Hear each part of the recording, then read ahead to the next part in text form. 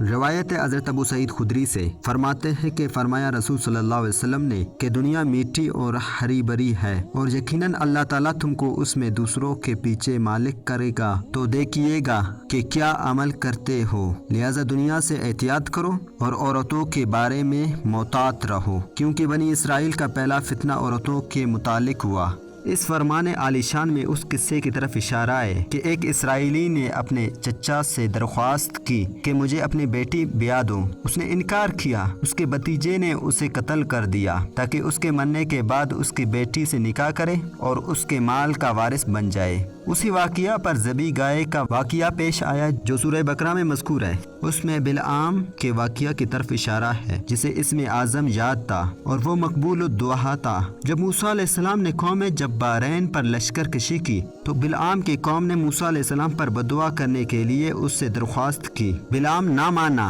تب قوم نے اس کے سامنے حسینہ عورت پیش کی اور کہا کہ اگر تو موسیٰ علیہ السلام پر بددعا کرے تو ہم اس کا نکاح تجھ سے کر دے۔ تب اس نے موسیٰ علیہ السلام پر بددعا کرنی چاہیے جو خود اس پر پڑی اور اس کے زبان کتے کی طرح باہر نکل پڑی، جس کے متعلق قرآن کریم نے فرمایا فَمَثَلُهُ كَمَثَلِ الْكَلْبِ، تو اس کا حال کتے کی طرح ہے۔ اس کا مفصل اور واقعہ تفاسیر میں